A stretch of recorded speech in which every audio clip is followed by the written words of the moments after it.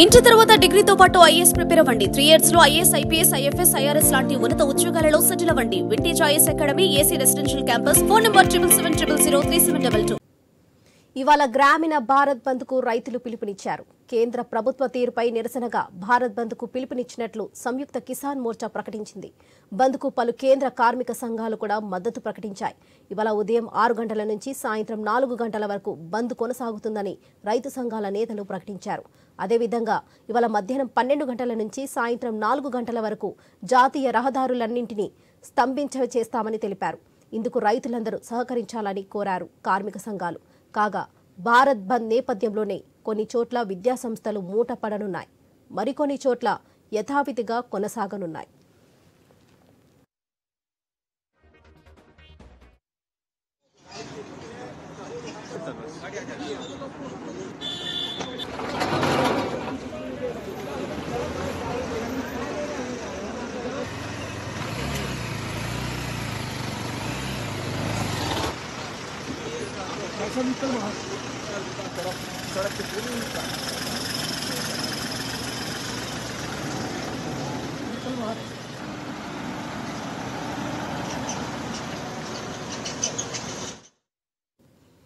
ఇవాళ గ్రామీణ భారత్ బంద్ కు రైతులు పిలుపునిచ్చారు.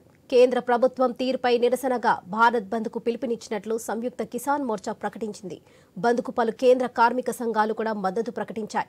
ఇవాళ ఉదయం 6 గంటల నుంచి సాయంత్రం 4 గంటల వరకు బంద్ కొనసాగుతుందని రైతు సంఘాల నేతలు ప్రకటించారు.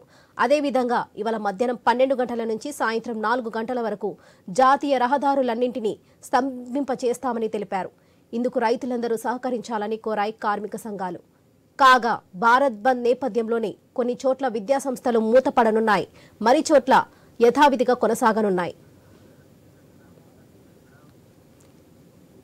ఇదే విషయంపై మరింత సమాచారం మా ప్రతినిధి రామకృష్ణ అందిస్తారు. రామకృష్ణ, చెప్పండి. ఇక కేంద్ర ప్రభుత్వంతో గత రాత్రి అర్ధరాత్రి వరకు జరిగినటువంటి చర్చలు విఫలం కావడంతో రైతులు భారత్ బంద్ కు పిలుపునిచ్చారు. ఈ రోజు భారత్ బంద్ జరుగుతుంది. మరి ఈ నేపథ్యంలో ఢిల్లీ సరిహద్దుల్లో భద్రతను కట్టుదిట్టం చేశారు. రెండు బోర్డర్ వద్ద హై టెన్షన్ కొనసాగుతూనే ఉంది. పంజాబ్ నుంచి హర్యానాలోకి రాకుండా రైతులను నిర్వహిస్తున్నాయి భద్రతా దళాలు. మరి భారీగా ఆర్మీని కూడా రంగంలోకి దించారు. ఎలాంటి సంఘటన జరగకుండా ముందు జాగ్రత్త చర్యలు ప్రభుత్వం తీసుకుంటుంది. ముఖ్యంగా చూసుకున్నట్టుగైతే ప్రభుత్వంతో రాత్రి జరిగిన చర్చల రైతు సంఘాల చర్చలు మాత్రం ఎటువంటి ఫలితాన్ని ఇవ్వలేకపోయాయి. మరి ఈ నేపథ్యంలో రైతు సంఘాలు ఇక ముందుకు వెళ్ళాలి అని చెప్పేసి నిర్ణయించుకున్నాయి. తాము లేవనెత్తిన డిమాండ్లపై కేంద్రంతో చర్చ జరిగిందని కిసాన్ మజ్దూర్ మోర్చా సమన్వయకర్త సర్వర్ సింగ్ పండేర్ చెప్పారు. సమస్యల పరిష్కారం కనుగొనాలని లక్ష్యంతో చర్చించారు. సమయం కావాలని మంత్రులు చెప్పారు. శాంతియుత పరిష్కారం లభిస్తుందని ఆశిస్తున్నామని చెప్పారు. ఢిల్లీ వెళ్లే తమ కార్యక్రమం ఇంకా అలాగే కొనసాగుతుందని చెప్పేసి చెప్తున్నారు. మరి ఈ రైతు సంఘాలకు అలాగే కేంద్ర ప్రభుత్వానికి జరిగిన చర్చల్లో ఫలితం లేకపోవడంతో ఈ రోజు భారత్ బంద్ పిలుపునివ్వడం జరిగింది. మరి కేంద్ర మంత్రులు అర్జున్ ముందా, నిత్యానందరాయ్ ముగ్గురు కూడా రైతులతో చర్చలు జరుపుతున్నారు.